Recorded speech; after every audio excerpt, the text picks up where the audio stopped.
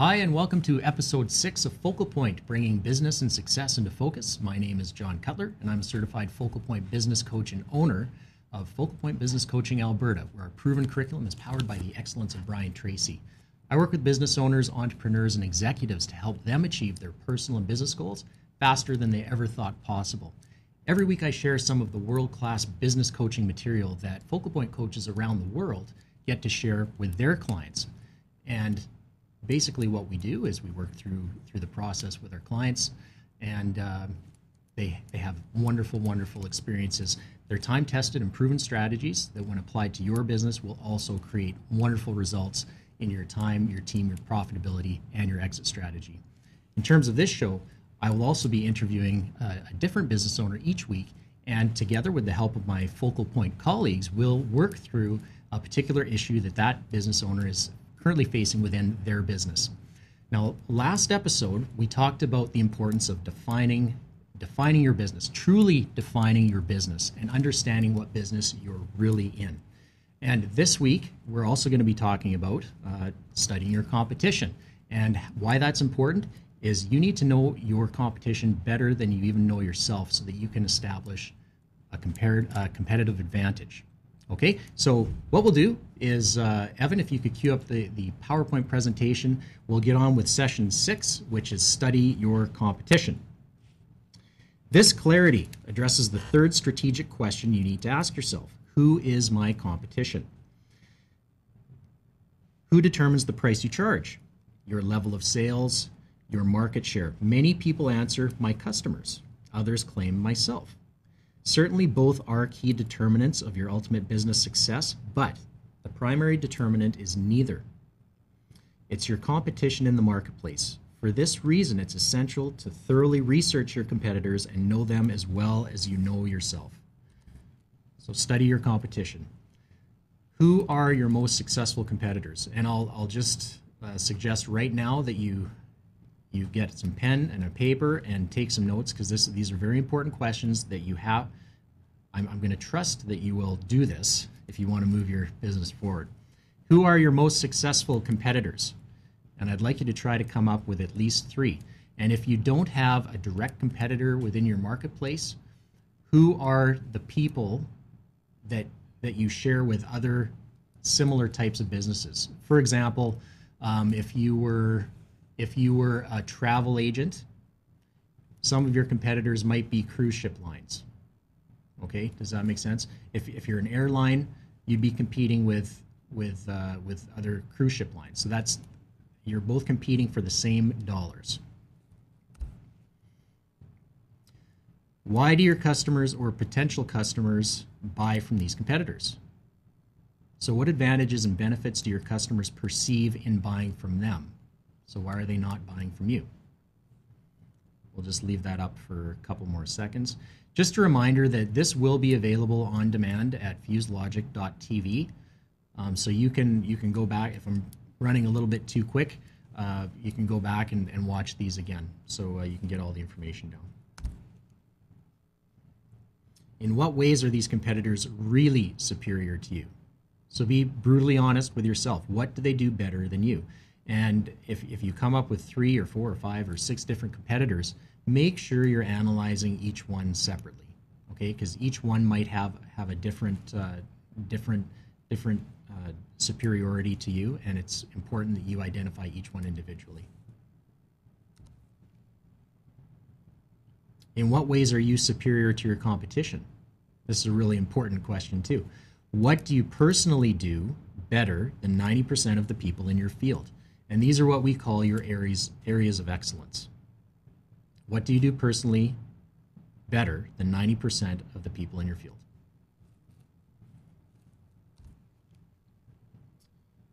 What are your areas of excellence as a business?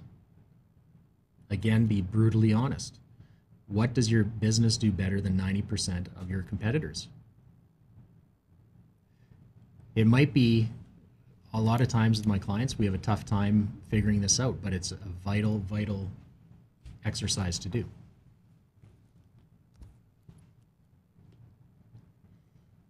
What is your unique selling proposition? So going back to that last question, if you can't figure out something that you do 90% better than your competitors, it's going to be very tough for you to identify what your unique selling proposition is. What do you do that benefits your customer that no other person or company can offer? Sometimes the answer is just you. You are certainly unique to your competitors, so you sometimes have to use that. Okay, and on the last slide, 3 ways to gain a competitive advantage. You can offer better products or services. You can offer faster products or services. Or you can offer cheaper products or services. So any one or more of those different components can create a competitive advantage for yourself. And then that will help you sell your products and services. Okay, so Evan, I guess that wraps up the slideshow. And again, just a reminder, this will all be available on demand within the next 24 hours or so. And make sure you revisit these questions and then do the action exercises that I'm suggesting. Do this analysis, and it's going to help your business. It's going to help you personally too. Okay, well, welcome back. Hi, Carla. Hello. Okay, with me in studio, and I'm just going to read her bio here, is Carla Howatt of Tricomm Strategies, local business here in Sherwood Park. She has a wide range of experience within the communications field with a project list ranging from total rebranding, website project management, publications, media and event management. She specializes in taking people through the 3 essentials to effective communication strategy, assessment, planning, and implementation. I'd also like to welcome my guest panel of expert certified focal point coaches. On this week's program, we have Laurie Hawkins, who coaches out of London, Ontario. Laurie is an energetic, world-class certified business coach and leader with an extraordinary range of business expertise to achieve unprecedented performance. Results-based approach to selling, marketing, and business development built on over 20 years of proven corporate experience. Keen business sense to restructure organizations and revitalize performance, productivity, and profitability. Hi, Laurie. Hello. Hello. I'd also like to welcome Hugh Tafel. Hugh, no stranger to the show, is a Focal Point certified business coach and online social media marketing consultant based out of the mountain resort community of Canmore, Alberta. He works with business owners and professionals on how to best use the powerful new online mobile marketing tools and platforms so they get more leads, customers, and profits. Hugh offers a free white paper on how businesses are using the new internet marketing platforms to acquire customers, and that can be found at tafelmarketing.com. How you doing, Hugh? Good morning, John. Looks like I'm frozen out again. Oh, geez. It must the interference from the mountains, Hugh. Well, yes, that's it. It's very hard to reach the guy in the mountains. Jeez. That's the sacrifice you make for living there, I suppose. Okay, well, Carla, I'll just tell us a little bit about Tricomm Strategies. So this, let the viewers know a little bit about what you do, because I certainly didn't cover everything there. But how is your business, and what is your business?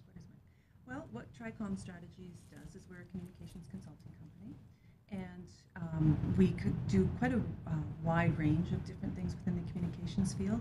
So from project management of publications, annual reports, that type of thing, to public relations advice, media relations, some social media stuff. It's quite broad. And how long have you been in business on your own? On my own, it'll be 2 years. Okay. How's it going? It's going great. Okay. What does great mean? Great means I wish I'd have done it sooner. I hear that a lot, actually, from various clients. Certainly the ones that are 2 to 3 years in it, and doing well. That is always the answer they give me. I should have done it earlier. There's all that freedom. So, Carla, what does determine success for you? For me, I think success looks, it's having a life that's balanced, that has work that's stimulating and exciting, while at the same time having a balance between that and home. Right. And if you were to rate that on a scale of 1 to 10, viewers who've seen the show before, I do that a lot, but it's important, so bear with me. On a scale of 1 to 10, where are you in terms of achieving that balance and business success? I would say around 7 or 8. Okay, 7 or 8. Why a 7 or an 8? Why is it not a 10? Why is it not a 10? There are times when either I'm having to do work that isn't maybe as exciting as I would like it to be, or the balance is harder to achieve, so it's harder to kind of find that time to do a little bit of everything. Yeah. When are you happiest in your business? What are you doing in your business that really fires you up? Working with creative people and generating ideas and planning and at the dreaming stage, I think. Okay, dreaming stage. So not so much the technician stage. There's a place for that. There's times when I enjoy that. There's times when it's nice to just kind of go to your mellow spot and sit in front of the computer and just zone out. Right. What, in your mind, what's a higher value activity? When you get to that dreaming stage with a client, or technician stage? Definitely the dreaming stage, yeah. Okay. That planning and taking a look at the picture from 35,000 feet view. Yes. As opposed to getting down into the details. Okay. Now in talking with you off camera, you are almost at the point now where you need to bring someone else on board to maybe do more of the technician things. And I know as coaches we're going to jump in on this, and so I'll pose the question to our panel. And Laurie, if we could start with you on that. Carla is wondering, when is the right time to bring an employee on board, or at least to outsource some of the things that you do? Yeah, well, I am currently doing some outsourcing where, depending on the project, if I feel that I don't have the specialization in a particular area, I have someone, for example, that I bring in who is a specialist in media. Right. There was one project that brought in a realtor. Yeah. So sometimes that's necessary. But I find that has its limitations. Okay. So Laurie, do you want to ask Carla any questions? Yeah, absolutely. Hi, Carla. I'm really excited to hear about your business, and I read your website too, and I love your pillars of success. So congratulations on your business, and congratulations on 2 years as well. So I think that one of the things that really, when John had mentioned where you were at in your business and that 2-year place, is the business life cycle and how we go through sort of that learning phase and then into the growth phase, and how much things change when we're in that growth phase. So what are some of the things that you were doing when you just started the business that you're now recognizing are really causing pain? So you almost would feel a sense of frustration when you're doing them. I'm not sure that there is anything. Wow. I guess I'm lucky that way.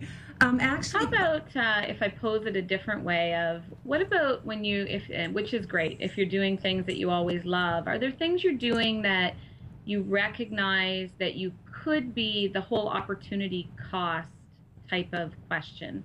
What could you be doing instead that would be more profitable for your company?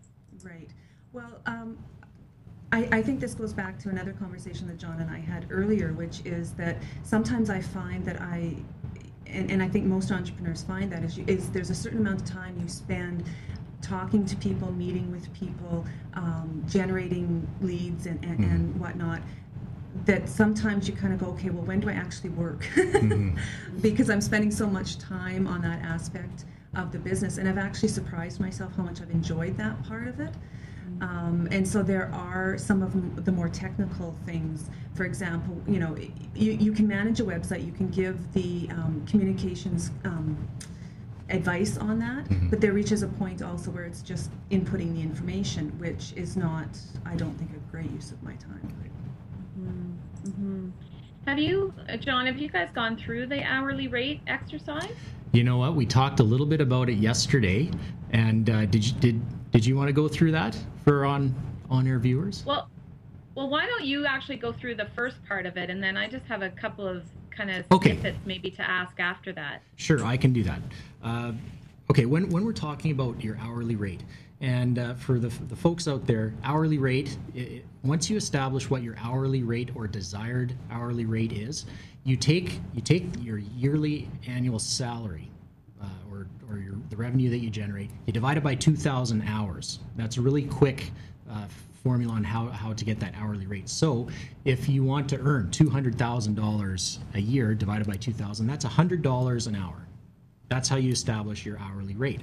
Now, how we use that in changing the way you think about the time that you're spending on either the technical aspect of your business or the business development aspect of your business is you should not be doing anything that you would not pay somebody your hourly rate. So if your hourly rate is $100 an hour, if you're doing a task that you would not pay somebody $100 an hour, you either have to delegate it or eliminate it. And once you establish your hourly rate, then you can start to filter what you're doing through your day, and you start to do more of your higher value activities and less of your lower value activities, and that will propel your business forward. How did I do, Laurie? You did awesome. Awesome. So one of the other things with that is taking the hourly rate and actually applying it to your calendar. So the exercise I go through with some of my clients is, you over here, you know what you've determined your hourly rate to be. So let's say it's $100 as per John's example. But then, you know, it's still just in your head. How do you make that something to apply to your business? So do you do a kind of a block calendar type approach to your business of trying to chunk different activities into different places? I'm still working on that. I kind of alternate. Sometimes I do that, and sometimes it just feels like my calendar runs me. Yes. Well, I think, you know, we all understand that place. So one of the tricks I've done to try to alleviate that challenge is, then if you look at your calendar, let's just look at one day, and you look at all the appointments that you have in that day, especially with meeting new people and going out for coffees. And as you said, you really enjoy that, which is great, but you can get to the end of the week and have had a lot of coffees that don't drive the business. And we're in the same situation of meeting people. So looking at one day and maybe getting an exercise of, okay, this is the person I've booked the appointment with. Is that an appointment that has me at my hourly rate? So now you start to actually take the hourly rate and put it right onto your calendar and print off a week and test that theory of, where am I doing $100 activities and where am I not? Because now you start to have the aha. Wow, I only did 3 $100 activities and I did 20 $10 activities, let's say. So could you see maybe trying that exercise to see about shifting some of your momentum around? How would you determine, how would you put that value on that calendar activity? That's a great question, and really it's just what you believe that's worth. So if you think about, as John described it, how can you, is that my feedback? Yeah, go ahead. Am I coming in okay? Yeah. So Carla, if you look at, let's say you were spending time on administrative tasks, how much would you say that that's valued at? I understand that part of it. I guess what Okay. I'm stumbling over is, okay, say you have a appointment set up to meet someone for coffee. How do you, without knowing where that's going to go, or if it's going to go anywhere, or if it might, you know, a year down the road, how do you put a value on that? If it has the potential to generate that $100 activity, then I would say it's worth $100. Okay. Would you agree, Laurie? I totally agree, because I know when I started my business, I got in the habit of anyone that wanted a coffee. So because I view everything we do as planting a seed to something in the future, and I sense you feel the same way, Carla. So we don't always know, but I think a lot of times if we just slow down and do a gut check, you can look at that and say, okay, that will bring revenue to the business, whereas this person over here, probably more a social opportunity for them or me. Oh, darn. And even then, it's okay, but it's just being aware so that you can measure how much of that can you do over a week and still drive the business forward. Great. You're laughing. Why are you laughing? I could just ask my husband, because he often will say, oh yeah, you say that's business, but yeah, we know the truth. I should get both of you in the same room together and start asking some of these questions. Hugh, how are you doing? I'm doing excellent, John. Okay. Thank you. And hello, Carla. Good to meet you this morning. Hello. I'm going to ask a few different questions or provide a couple of insights along this manner, because this is the biggest challenge where you're at, and in fact, all business owners, is how to move themselves and spend more time in the highest value items. Now, I was on a webinar the other day, and the comment, the fellow running it made a really neat comment. He said, money is made on the sale, not the work. I'll repeat that. Money is made on the sale and not the work. Now, what that means to me, therefore, is that, and we translate it into this, is that the biggest, your biggest return to your time is those activities that give you a sale, meaning so that you have work to do. And the challenge of all entrepreneurs when they start is moving themselves from being what I would call self-employed companies to a business. Now, I don't know what your goals are. I'm assuming that John has covered that, because that how much time you spend on building your business will depend on what your values are and what your goals are for the business itself. Does that make sense? Mm-hmm. Okay. Hugh, so then, sorry, yes. Just to interject, I should make this clear. Carla's not a client of mine. Okay, that's fine. So we're a blank slate here. Awesome. Well, this is important for any business owner who's listening in, and Absolutely. Carla, is definitely for you. So we usually start, and this is a foundation for all business owners, and it doesn't matter whether they're a billion-dollar corporation or they're a one-person outfit, professional outfit like yours, is to sit down and say, what are my goals for myself for this business, earnings-wise, plus if I could picture it in the best, if I could wave a magic wand, so to speak, exercise, and I was running the business exactly the way I wanted, and I had all the type of clients that I wanted, and I was earning what I wanted, how would that business look, and what kind of teams would I have around me? Whether they're virtual teams or they are actual physical people. And then you build it, you divide up and say, well, where am I now, and when do I want to be in that magic place? So you start at the end and then you work backwards.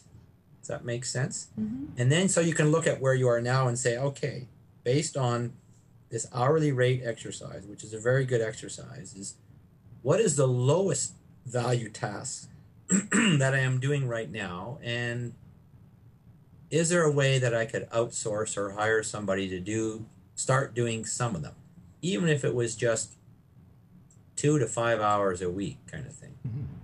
If you think that if you're at the hourly rate of $100 an hour, if that's your goal, or even if you're there now, I'm sure there are many hours in your day that are really only $10 an hour work. And in fact, if you could outsource somebody from the Philippines or elsewhere, which there's many resources, then in reality it's only $2 to $3 an hour. Well, then you need to then start delegating those types of things out. And that's how you can move yourself closer to your goal. Does that make sense? Mm-hmm. But we start with the foundation first, is what are your goals? Where do you want to go to? And then using the various tools to determine which tasks are least valuable and which tasks are most valuable. And the most valuable task, by the way, is actually that task that gets you the client.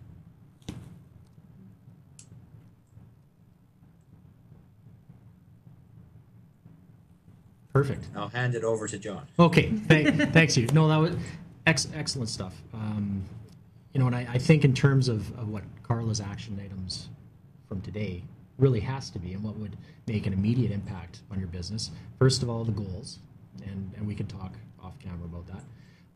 Certainly looking at one day, and then looking at 1 week, and then, you know, combining what Laurie said with what Hugh said in terms of locating and finding out what are your lowest value activities that you could shift immediately and replace with a $100 an hour activity. You know, that's a small little adjustment that you can make, and the return on investment on that is going to be very, very large. Mm-hmm. So we'll talk about that off camera too, and I will follow up with you. My homework? Yes, it's all about homework. But it will make a huge difference initially in your business, and it'll, like Laurie said, it will make you aware of everything that you're doing. And I've seen this with clients before.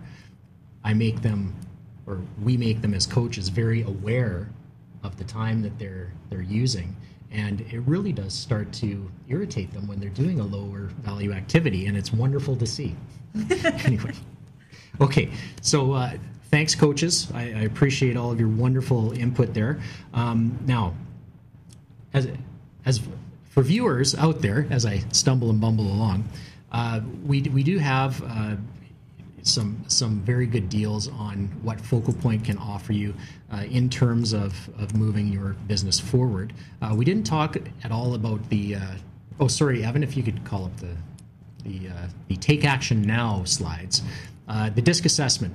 And really briefly, the DISC assessment, it's a behavioral assessment. It helps you to communicate with the other behavioral styles. So we have a deal on that. Slide number 2.